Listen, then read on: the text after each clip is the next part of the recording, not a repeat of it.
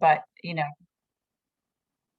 but it's important to, sort of do your due diligence here as you get ready for the next phase. I am as she said, I'm the director of admissions here at the University of Georgia. We're located in southeastern United States in Athens, Georgia, a wonderful little college town. I've been with the university for a little over 11 years now. Prior to that, I spent about 12 years at MIT Sloan. So I've been working at business school since 1999 and working in admissions since 2008. So I've talked to a lot of people interested in business schools, read a lot of applications, and done a lot of interviews. So I think I have a pretty good sense of what schools are looking for. I know what we're looking for. And I hope to give you some useful advice today. So I'm going to actually turn my video off to talk to you from this point forward until the Q&A, simply because I'm going to be looking at notes as well, and that's not very entertaining.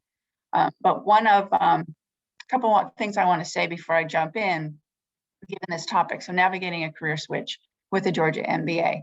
Obviously, this topic applies to any MBA program, right? So I did try to make it broad enough so it could be useful, sort of beyond my pitch for our wonderful and special program. And, I get a lot of questions, and I'm sure there'll be some in the chat, which I'm happy to answer, but, this sort of people wonder if the MBA is right for them based on their background. And that really plays into, what you're trying to do with the career switch. And the second thing I would say is that people early in the process, I think, of researching programs sometimes think that the only way they can be successful is by attending a top MBA program, so top 10 M7. And I'm here to tell you that's not the case. And so part of these slides include some student stories, because I think that's really the best way to make that stuff real. So let me jump in here with the first slide, get it going. There we go. So I'm going to tell you a little bit about Terry College of Business and the University of Georgia, because I think context is really important. And we're in a very interesting, really wonderful ecosystem here at the University of Georgia. It's really a wonderful land and sea grant institution. It's been one of the first chartered public higher education institutions in the United States. Great resources, great people, Southern hospitality all the way down. But we're in Athens, Georgia. So we're about 1 hour northeast of Atlanta. So we have access to Atlanta, but we have really nice college town feel, best of both worlds. A small college town with lower cost of living, and it's got less traffic. But we have over 300 local nonprofits and a thriving startup community. UGA itself generates over $6.5 billion of annual impact on Georgia's economy. It's also the #1 public institution for products to market, so over 800 products to market. So as a student of our program, you're going to be joining over 335,000 UGA alumni, 70,000 Terry alumni in 80 countries. And so very huge footprint in terms of what you're connecting to. And these are the opportunities in Athens that we connect students to, so part of your learning experience. So a little bit about sort of where we sit. Everyone likes the numbers. There's always new numbers coming out. I do encourage you to look beyond the numbers. Some of these, in some sense, are statistically insignificant. Some of them we're proud of. But I'm proud of the fact that we're a public institution dedicated to making education accessible, and that we're one of the most affordable MBA programs in the United States. I do think the MBA is transformative, and I've seen how it can change lives. And in order to have it change lives, it has to have the right sort of return on your investment, but I'll get to that. So there are, the way I sort of look at our program is there's sort of 3 ways in which we stand out, and 3 ways in which we organize our focus on students. One, it's personalized support for our students, and a focus on applied learning as part of the learning process, and providing you with a great return on investment. So I'm going to talk a little bit about each of these. And personalized support sort of covers, faculty staff ratios, the type of career support we give you, how flexible our curriculum is, and how engaged our alumni are. When I'm talking about applied learning, I'm really focused in on the sort of elective portion of your coursework. So project-based classes, experiential learning opportunities, the things that connect you to projects in Athens and people in Athens, our nonprofit board fellows program, And we also have a global consulting project. So you can learn a lot. And the third thing is return on investment, both how we invest in you in terms of merit aid, how long it takes you to get a return on your investment after you graduate, and sort of successful outcomes, immediate outcomes for our students. I mean, I know the MBA isn't all about the money. Most people are coming to an MBA because they want more, whether that's more job satisfaction, better salary. But many people and more of our students are coming into programs because they want to make a greater impact. And I think our program lets you do both. So when we're talking about a personalized approach, you sort of got these five pieces to it that I'll say a little bit more about. We center that approach around the student experience, around the support we provide each student academically, socially, and professionally. Our career management staff is taking off today to join our students at the National Black MBA Career Conference and support them while they're there, so that type of support. But the big picture is that we want you to get the most out of your time in the program. So first, we want you to be able to focus on your studies while you're here. So we're fortunate in admissions to be able to offer very generous merit aid. More than 90% of our full-time students have full tuition waivers, and around 80% receive scholarship funding from anywhere from $5,000 to $20,000 per year. We don't want you to be worried about money while you're in the program. We want you to leave the program with as little debt as possible. We also have 6 career staff dedicated to supporting our students as they seek internships and full-time jobs. So 100% of our first-year students obtain a paying internship if they want one, which can turn, and we hope it turns, into a full-time job offer. Career staff also connect you with the right alumni at the right time. So in addition to other mentoring opportunities, it really is about that recruiting process and the relationships and connections that we've built. And we help you expand your network in the US, and also receive that more formal mentorship from alumni who have experience in the industries and the roles you were targeting. To make this pivot successful, you have to line up a lot of things. But one thing you have to do is get the most out of the curriculum. So we offer a lot of flexibility, and your program of study is equally divided between required courses and elective courses. So it's 60 credits to graduation, 30 are required in core, 30 are electives. So basically, starting in your second semester, you're able to start taking electives. And it's those projects experiences and those experiential learning experiences that you leverage in the job search to demonstrate how you can contribute to an organization. So that helps make the switch. You're bringing your certain skills and experience into the program. You're taking on projects within the program and experiences within the program to use new skills, and that positions you in the job search. Lastly, we're offering an MBA, MSBA track for students interested in analytics careers. We have 9 concentrations. I'll talk more about those, but this is more of a deep dive into business analytics. So you can complete 2 degrees in 2 years. And for international students, this is advantageous because then they get 3 years of work authorization in the US. But as I said when I started, one of the best ways to illustrate how we do all this is through stories. So let me start by introducing you to Allie. Allie joined our program in 2017, and she's currently in her second role with E&J Gallo Winery on the West Coast as a senior associate brand manager. Before Terry, she was working in marketing, but she knew she needed a deeper dive in analytics to gain the skills she needed to launch her career in brand management for a CPG company. So she had a goal. She took feedback and direction from our career management staff, and she jumped on some early job postings with E&J Gallo. She got great traction. She got opportunities to interview, and she worked closely with CMC to make those things happen. The day that she found out that she had an interview for an internship with one of her target companies, she reached out to a Georgia MBA alum who was already there, who she'd been connected with. When she emailed him about the interview and asked if he could speak with her, he immediately moved a meeting so he could talk that day in his lunch hour and help her prep. With small cohorts like that, both when you're in the program and the connections you make afterwards, our career management center is then able to give each student that individualized attention in that really crucial moment to help them be successful. And connecting them to our alumni is part of that attention, getting you connected to a larger network. And our alumni are really, really excited to give back. We just had a staff meeting this morning, And our associate dean was mentioning how 2 of our recent alumni have reached out really earnestly about how they can connect and help their organizations become core recruiters for our program. So that was wonderful to hear. So that's Allie. Great person. She just came back to during orientation during the first week of classes to be on a panel to talk to first-year students about the recruiting process. So she's still involved. Now to say a little bit more about applied learning and our sort of curriculum, how we organize the curriculum, because that's also, that's one leg of it all. That's a big piece of it all. It's a graduate program. You're going to get graduate level education. But it's not an academic degree, so it's a practitioner's degree. So we have to balance out sort of the learning and the practice. But I'm going to spend a little more time on this curriculum. So if you look on our website, and you see here, we have 9 concentrations and 3 areas of focus. But I want you to think of this as a menu of options. All right, there's no fixed path.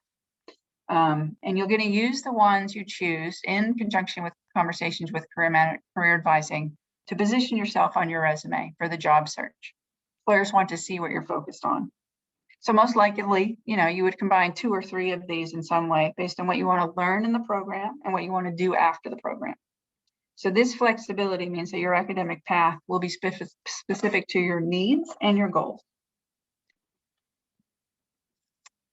And the strategy focus, the fintech focus, and the social innovation focus are new. These can be blended. So say you wanted to go into a consulting role, you could blend strategy with finance and marketing. If you wanted to go into, that kind of level, that sort of area of consulting. Same thing with anything else, finance and real estate, business analytics and marketing and strategy.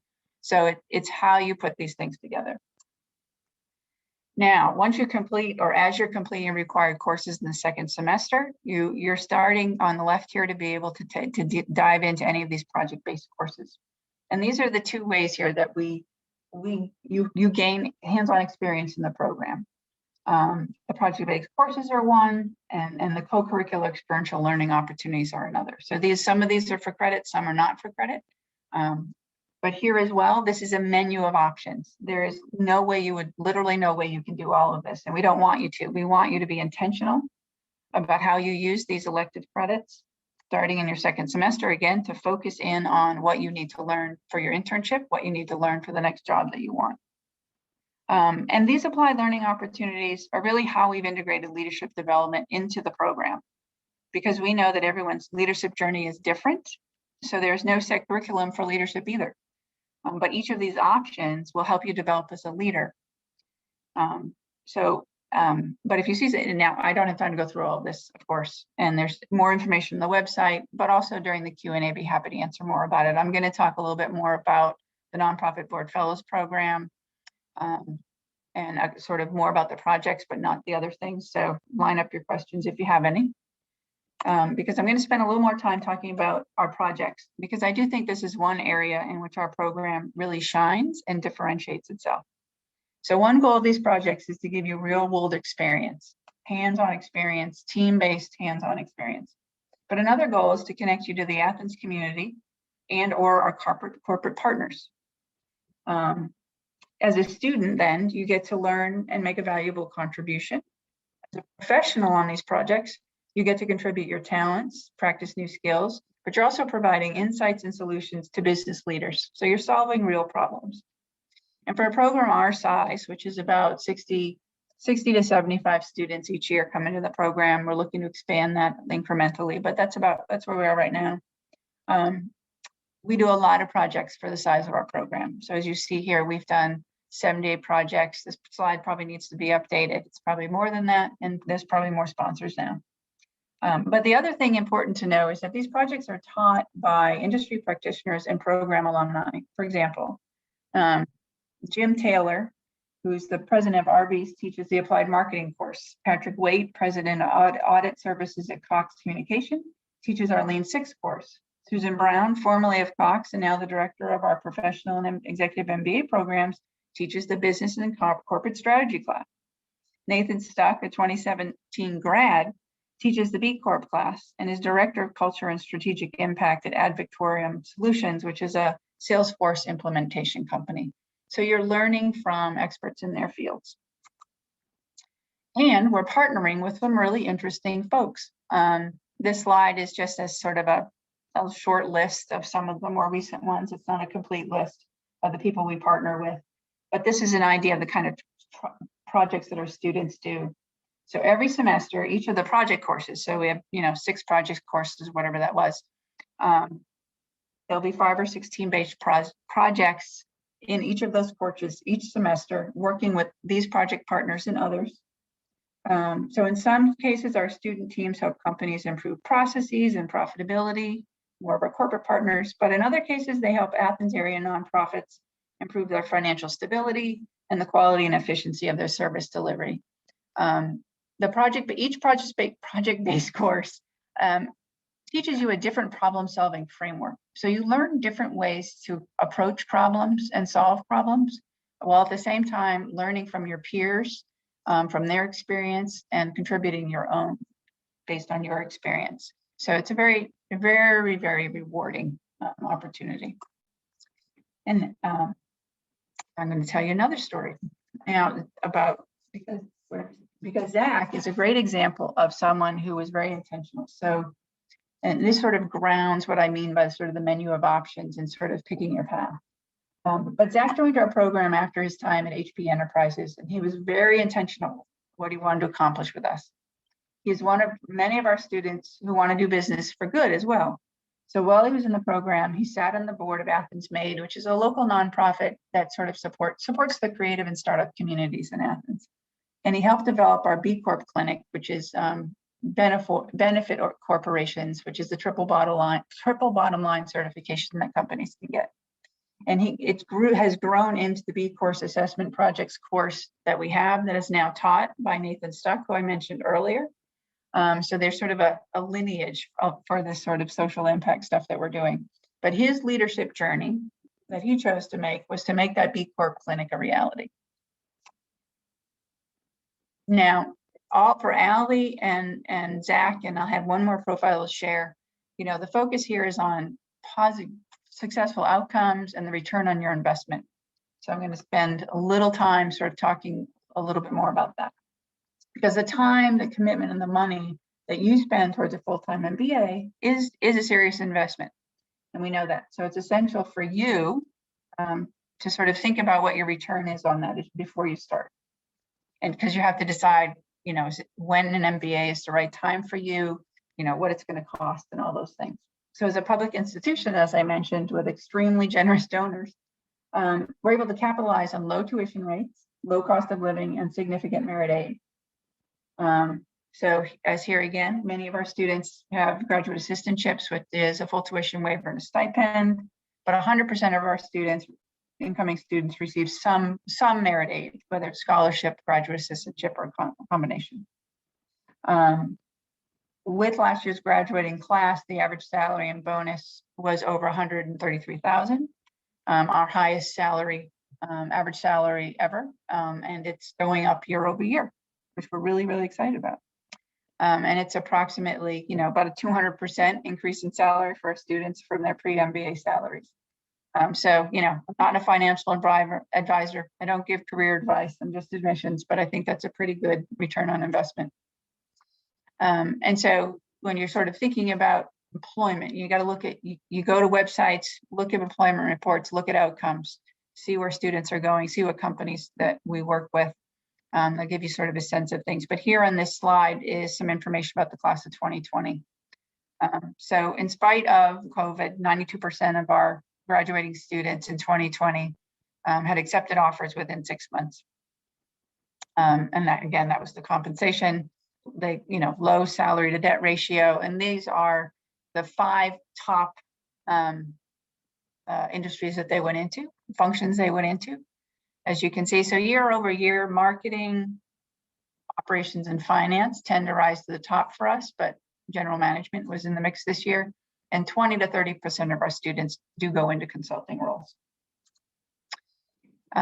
This slide is, as you might guess, some of our hiring firms, the most recent hiring firms. Many of these are headquartered in Atlanta, but they also, CPG companies are often in the Midwest or AT&T is actually, a lot of our students end up in Dallas. The blurry one there is Delta on the top right. Sorry about that. But this is not a comprehensive list, and you know, part of where you end up is where you target. You know, what are your values? What's the cultural fit that you're looking for? Is you want a small, medium, or large company? What is all of that? So we work, you know, career management really works to identify what those important things are for you, and then identify companies and alumni that you can connect with. So as another example, sort of class stats. So it's important to think about the class makeup. It's important to think about the student filter. Because one of the most important things you should get out of an MBA program is the opportunity to learn from your peers with very different backgrounds. That diversity of thought and experience helps shape the culture of the program. It shaped the culture of our program. And we are very proud to have so much diversity in a program of our size. And we have a student culture that is incredibly supportive and collaborative. So again, this is not, again, a complete perspective of our students, of our current students are, but I hope it gives you some idea how important that culture is to us. If you ever talk to any of our MBA ambassadors, you will learn how important it is to them. And as an example of sort of how that culture works to help people, here is the third student I wanted to talk to you about. So Vikram, who was also on the panel with Ali a few weeks ago. Vikram came into our program as an international student. He's obviously been in some of working in the transportation industry. He was really focused on sort of staying in supply chain. He did want to move in the direction of e-commerce. And so he was able to really hit the ground running, worked really closely with career management. He was able to interview and secure his internship in his first semester with FedEx. He was really excited about that. He had a great summer internship. He came back and he worked really hard in terms of negotiating with FedEx. He enlisted actually another one of our students who had gone up for a role with FedEx but didn't feel it was the best fit for him, actually referred, you know, them to Vikram to take another look at him for that role.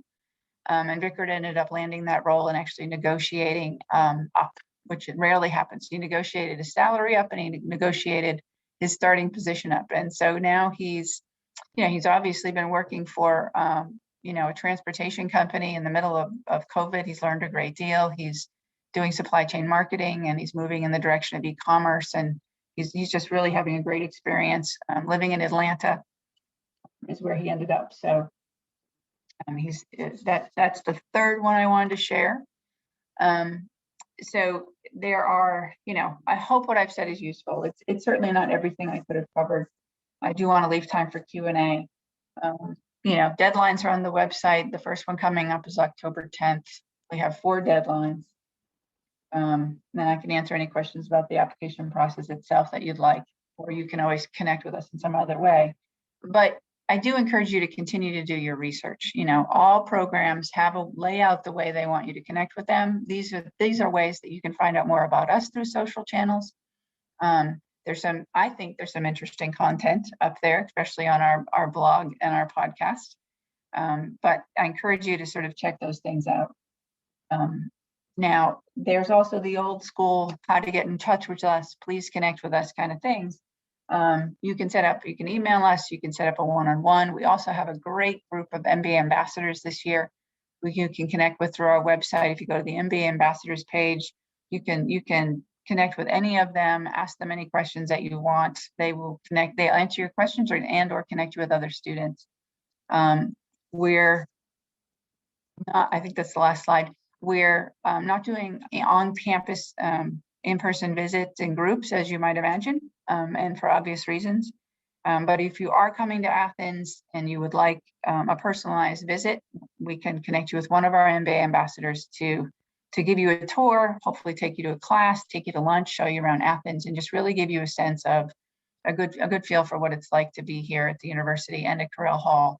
So we in the business learning, and where I'm doing this from is in Carell Hall, part of the business learning community, which is a new learning campus for us that was fully built out in 2019. So we've got these wonderful new facilities. If you go to our website and you can watch a virtual tour, and you can see what I'm talking about. So there's some also great content, some video content up on our website. We have a YouTube playlist and that virtual tour. I encourage you to take a look at it, and again, to do your due diligence. So if I'm correct, that's the last slide. And now Mike can help me answer questions. You ready for that, Mike? I am ready. Okay. And thank you so much for the information, the presentation. I was trying to hype you up a little bit. I mean, there was a couple of really good facts and figures there that I added some context in the chat. I mean, that percentage of students with funding is incredible. I mean, that's a great number. And then the diverse group of companies and industries that were represented on kind of that, I don't know, like a logo slide, right? That was pretty cool to see too, because it is nice. I think that's something that candidates, when they look at anything, look at rankings or read stuff online, you don't really get that full picture sometimes from just strictly a number and a ranking. And I think it's important for those who are attending to see that kind of stuff, to see that there is a diverse, all the students that you highlighted all came from different backgrounds, went on to different industries. So I think that's why these sessions are great, because you can really learn a lot about how, while not every school is number one, because you can't rank everybody one, right? But every school does have really strong aspects, and it might be your number one. It may be at number one for somebody in this room right now, that Terry should be number one on their list, because what they're looking to do in their career is going to, all the things you offer is going to check all their boxes. So just want to throw that context in before we get to Q&A, give some folks more opportunities to put their questions in. We do have a few that are on here. And so I can just kick it off from here. So the questions are a little longer, so I'll do my best to streamline them for you here. But the first one we'll get to is a question from someone from Nepal. Although they are currently a chartered accountant, current experience is largely related to managing operations of multiple offices of a consulting firm in the education industry. They're interested in your operations management track, and the preferred role post MBA would be an operations manager role at a company like Amazon. So to get to that pathways operations manager role at Amazon, coming from a chartered accountant role, more in consulting higher ed, how big of a switch is that? Is that something you've seen? Is there any context you could provide to that type of a career switch? Yeah, I can provide some context to that. So, what we help people do. So it's positioning. It's the positioning. So it's working with, our students are able to really build personal relationship with career management, and that's really ideal because that's what they want. So career management works first to sort of get to know our students, assess their previous experience, get a real strong understanding of the work that they've done, so that they can help you translate. It's a translation project, basically, because you're learning to assess the transferable skills that you have and learn how to sort of translate that into a pitch for the employers that you're targeting, so that you can demonstrate to the employers how you add value based on the experience that you've had and what you're learning in the program. And so I've definitely seen people make that switch, because the assumption is, and our assumption is, if we admit you into this program, we can help you succeed, because we want to set people up for success. And we know that the experience and skills you already have can transfer to you what you want to do. And so it's just a matter of taking advantage of those learning opportunities in the program. So this person would probably be ideal for the Lean Six Sigma project course. If they want to go in the direction of operations, they can do a really interesting project in that course. If they took the strategy course, it would be consulting projects with other partners as well. So you might have the possibility to take both, and then you would have that experience on your resume to approach Amazon. Amazon is one of our partners, so we send people into product management and program management roles with Amazon, every year, and so that's one way to make that path. Perfect. So a second question, I'm going to jump around too for those who are hanging around for their questions to be answered. We have, we'll get to them. So another one that came in, and the question came in during the slide where you're talking about the projects as a part of the applied learning. So the question was asked, can those types of projects help someone start a company in the USA as an international student? Like, is that a good way to kind of fuel that fire? That's a good question. And I think there are some sort of legal hurdles for international students to start companies in the US. I can't say I'm an expert on that either. But I do think that a route to take would definitely be those courses. It's also, we have entrepreneurship concentration. We have an entrepreneurship program. There's a graduate certificate in entrepreneurship. There's an innovation district here in partnership with the Athens community. And then there's the Innovation Gateway as part of the university in terms of IP and bringing products to market. So there's a business plan competition. There's a seed funding competition. There are just a lot of ways to sort of dig into the entrepreneurship community here at the same time as you get, the really sort of more general management experience in the program and the projects. So, I would say for, someone like that to come into a program and look at the concentrations as ways to fill skills gaps and look at working, as much as you can with the entrepreneurship side of things to gain those skills and work on your own ideas. All right, good stuff there. Yeah, and I don't think any of us can claim to be a professional for the international audience. Unfortunately, there's just so many different things you got to consider, but that's a great answer. So another one here, and again, we're trying to relate as much as we can to this career switching thing first. So on the topic here, another question came in. Thank you for this opportunity to share our questions. So there you go. They have an MPA degree, have worked in the nonprofit sector for about 2 years, started as a grant writer, now a grants manager, good at that type of a role, interested in the finance and accounting concentration, but they also want to know if all of those concentrations are available on the professional MBA side. And then they would like to know if the career coaching can help utilize the MPA in combination with a potential MBA program to be more competitive in the nonprofit sector, have a career switch in the future. So basically, what do you recommend for folks that are coming out of an MPA into an MBA and go? We have a dual degree program at the College of Public Health for public health, not policy. But I have a little bit of an idea of how those things go together pretty well. So, you've learned sort of the public policy side of things, public administration. But what I think the nonprofit sector often lacks, because they're resource challenged, is the business side of things. And so I think that's a great combination to be getting, and I think it would be very attractive to employers. Hopefully I didn't just lose the rest of the question, Mike. No, I think you're good.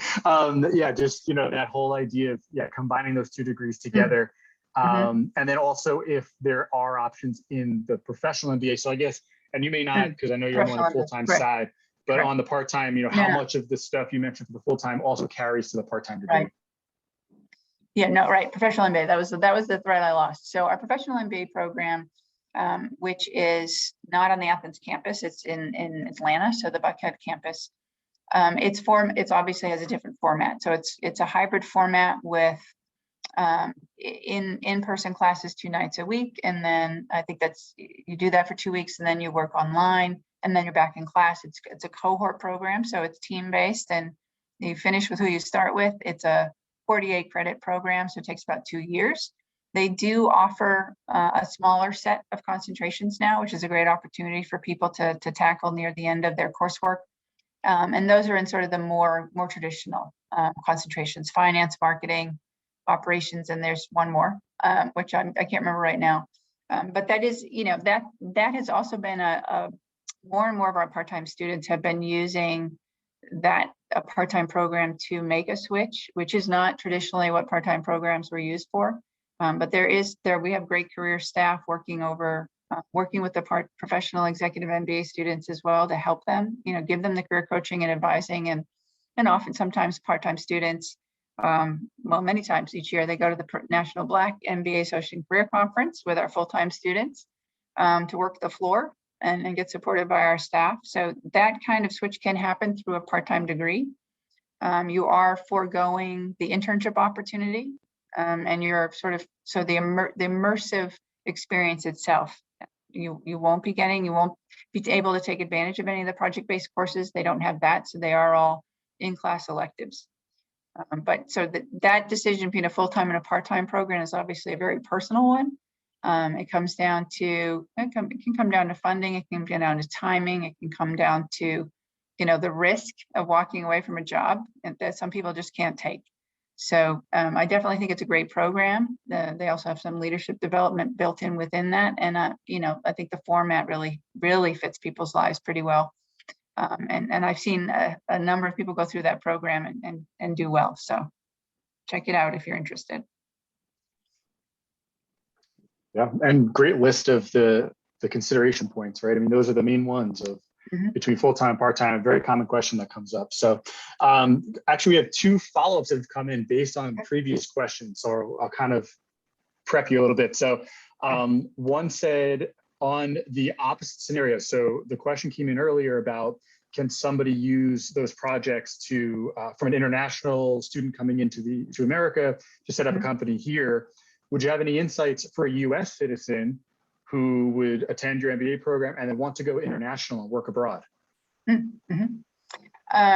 Yes. So in a program of our size, and in many programs of this size, that recruiting process is incredibly individualized. So, we do have alumni in 80 countries, and we do focus in on sort of what the student wants to do. So your job search would be your job search, not the job search we want you to have.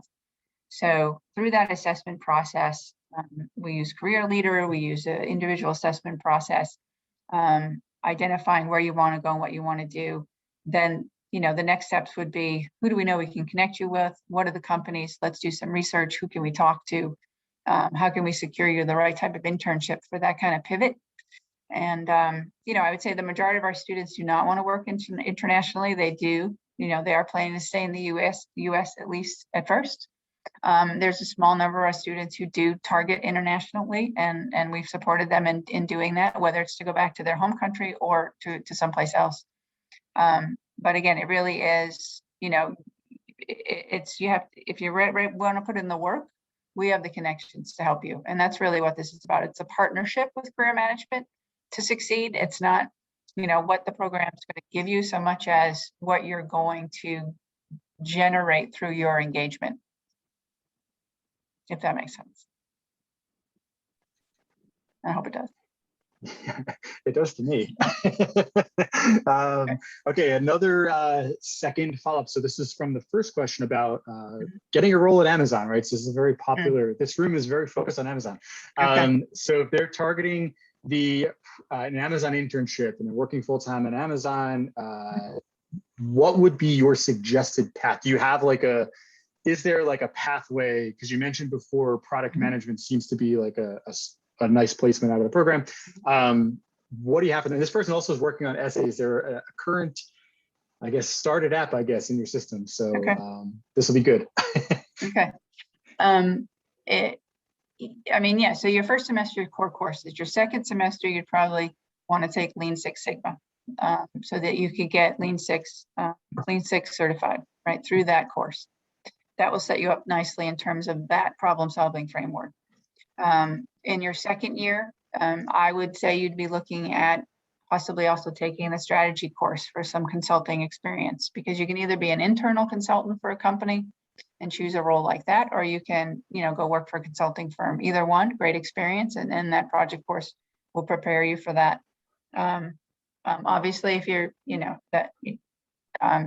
and the consulting course works with, tech companies, corporate partners, different folks, companies based in and around Atlanta. So that's great experience and great exposure too.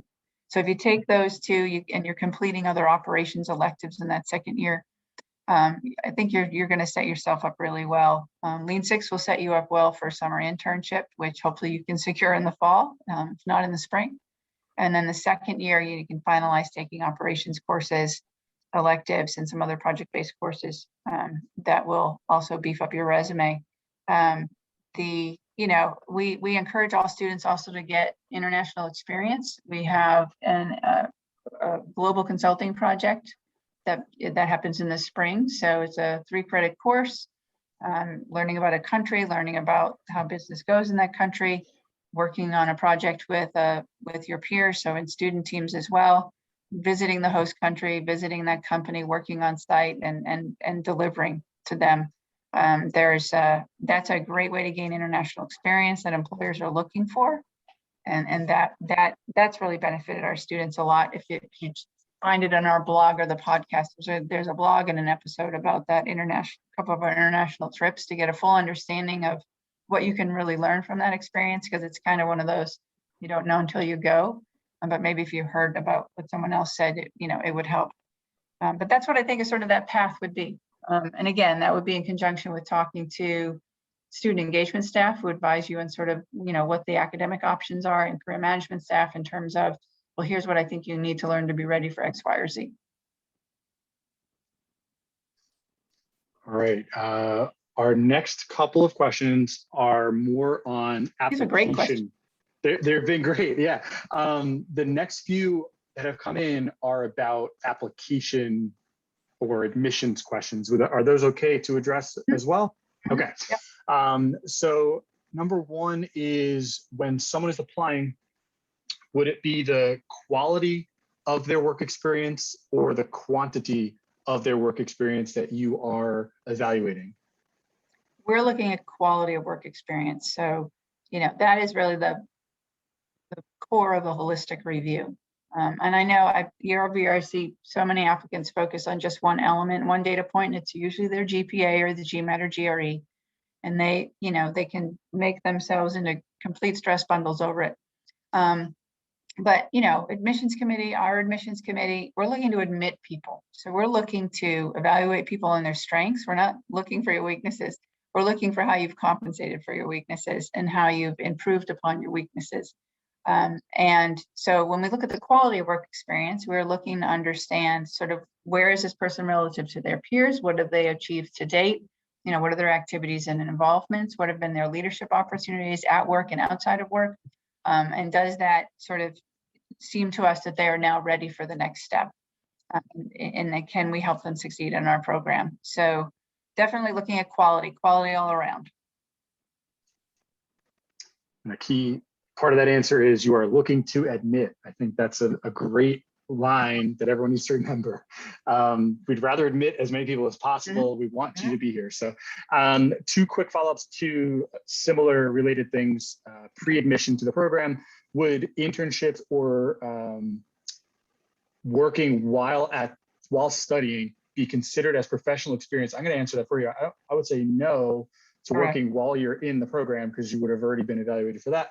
And then, is the amount of your work experience, so must have 2 years, is that calculated when the person applies or when they would begin the program? The calculation, and you'll see it in our application. So we calculate that number up until June 30th before you enter the program. So we want you to have 2 years before you start the program, not 2 years when you're applying to the program. And so you can sort of do that math for yourself. Part-time experience working, unless it's a non-traditional path, say, for example, someone has worked full-time and then gone back to college, we count that work experience as full-time. But generally, if you're working full-time and going to college, we really need to assess whether, we're going to count that as full-time, because we're also following standards. But generally, working while you're in college is not considered professional work experience, because it's not post bachelor's degree. All right. Another one about, now this is on international 4-year degree versus 3-year degree, WES reviews. I guess just the basic question of, what are you looking for, and how can a candidate know if they're eligible for your program if they're coming from one of those 3-year bachelors abroad? Okay. We have to follow graduate school policy on this one. So the graduate school policy is that someone needs to have 16 years of education prior to entering the graduate school here to be eligible to apply to the graduate school. So Typically, that means for people with 3-year degrees, they need to do an additional year of postgraduate diploma or a 1-year master's in order to be eligible to apply. There's country-specific information on the graduate school website, so it can be country dependent. I know for Indian nationals, that's definitely the policy. They would have to do that 4th year. All right. And the last question I have right now, at least, is back to a career switching situation. So we have someone who is a social development professional looking to use the MBA to transition into media and entertainment. Sounds fun. Any advice or suggestions for that type of transition? And one follow-up is, would it be useful to try to get an internship in that industry prior to starting the MBA? Because it does seem there needs to be some type of related experience for those roles. So I guess that follow-up would be related to, for any of these industries that people are transitioning into, is there any room to kind of get some type of either part-time internship role before starting the program, or is the program itself and all of the activities you'll be doing with them going to be useful enough? That can depend. So, I think anything you can do and have time for to help you prepare for your next career, whether it's before you enter a program or obviously during it, will benefit you. Now, I know, for example, there are marketing boot camps for people with no marketing background to do pre-MBA, and some are run by P&G. There's stuff out there that our students have participated in.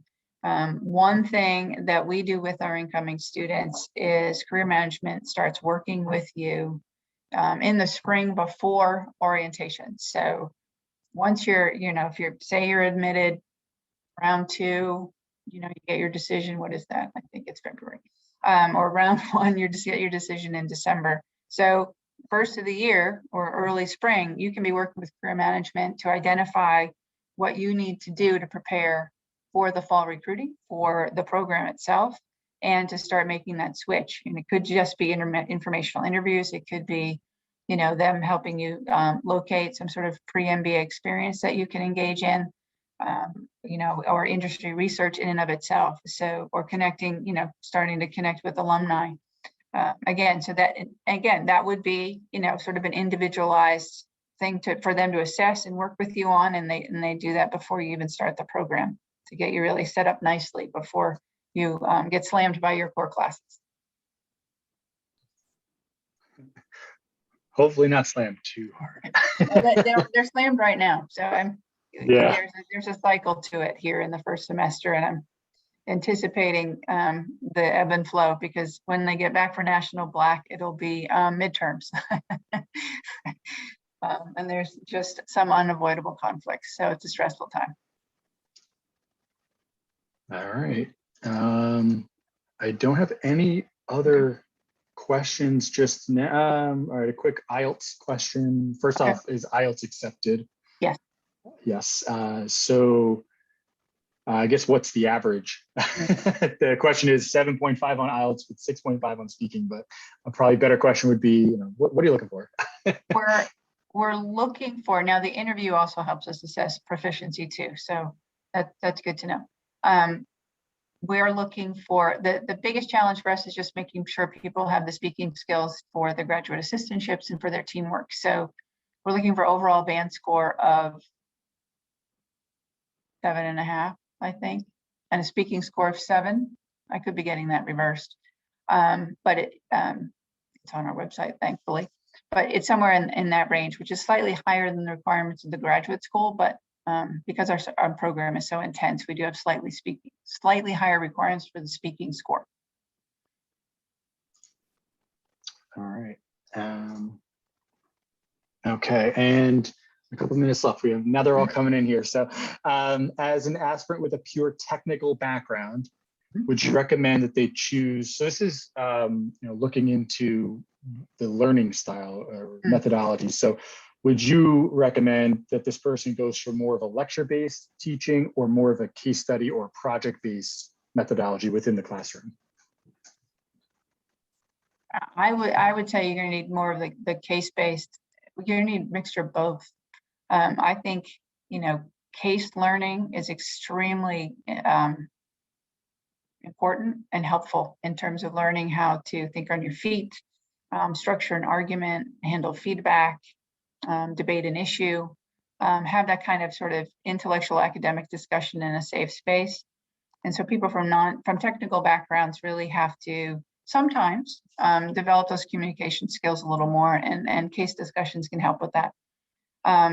Our classes are kind of mixed. Some use cases, some use small group discussions, some use both, some use lectures. It depends on the course and the type of coursework. For example, you might imagine that accounting might be more lecture based, but the accounting professor brings in real world stories too. The project-based courses would help a technical person sort of apply their technical skills while they sort of be on a team where they, maybe you'll be the finance guy that time, or maybe you be the person doing the presentation.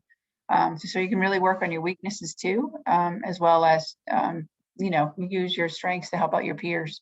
So I would think that you need a balance of the two, a good mix of the two. And that I think would give you the right sort of broad-based learning opportunities. All right, and then application question related to the COVID times that we're in, which is a very fair question. How are you currently, when you're evaluating candidates who had to take a career break because of COVID or due to COVID? I guess I'll add to this question. How can someone properly mention that to you? So how would you be able to know that it was due to COVID? And then second, how would someone be able to overcome that in their application? This person in their question said, would my GMAT score need to be higher to then offset this in some way? Yeah. Unfortunately, that is a question people still have to ask, right? And we certainly saw it in the previous admission cycle. Within the application, there's, on the employment section, there's reason for leaving, just put it out there, laid off due to COVID. That's not a demerit. That's not a ding on you. We obviously understand the situation. We just want to know the context and the story. So it happened to a lot of people. And I would say what you want to show also, besides obviously you had additional time to prepare for the GMAT or the GRE, is what you've been doing with that time. So, it was a tough time for everybody. You get laid off, but where were you putting your energy between now and then? To either, additional community service, volunteering, an internship, whether paid or otherwise. Are you doing things to help you sort of start pursuing your career goals, learn more about, the career path that you want to take? What evidence can you give us of how you've been using that time in a sort of productive way, as in a way to continue to learn and grow? I think that would be most valuable to demonstrate clearly on your resume and in your essays. All right, and with about a minute to go, that looks like all the questions. So I'll allow this time to just, is there any last minute, anything you want to say to this crowd who's stuck with us for the hour? Few applicants in the room, so anything that you want to give to them as a tip here before we sign off? Sure, let me think of things. I think I covered a lot, but I think it's just important to keep the focus on you. There's, it's easy to stress out thinking about the competition, so to speak, but the application process, we're looking at it holistically, and so should you. So if you focus on your application, you focus on each aspect of the application and making each part as strong as possible, put your energy there, not worrying about how you measure up to someone against someone else, some other mythical, candidate.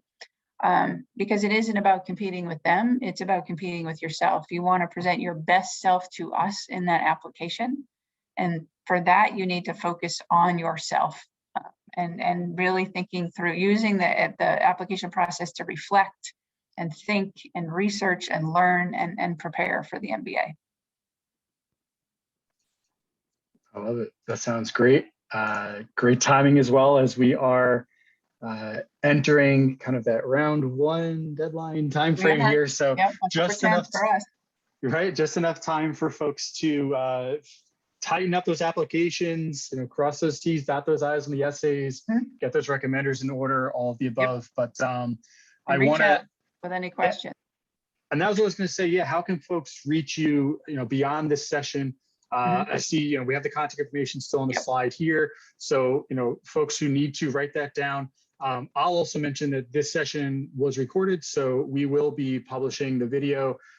So, if folks got on late or missed something or anything like that, or need to go back and watch everything again later, we will send you the link to that video so you can watch it and save it and bookmark it and review it as much as you would like to. And then I also want to thank Deirdre for this great session. I know I learned a lot. I hope a lot of the attendees did as well. And hopefully we'll be doing more of these in the future. Yeah, no, I appreciate it. This was fun. I'm great questions. Thank you all for being so attentive and engaged. I really appreciate it. It makes my job easier. So hopefully I'll get to meet some of you soon. Agreed. Yeah, maybe a few extra bulldogs in the room here. And for those who don't know, that is the nice. Georgia mascot. So that is a good thing Georgia if you become a bulldog. Yeah. I'm not saying anything. Oh, don't call me a dog. No, you want to be a dog in this case. You want to become a dog here. So good luck to those who will be applying and good luck in the process. And thanks again to Deirdre. And we will be signing off. All right. Take care. Thanks, everyone.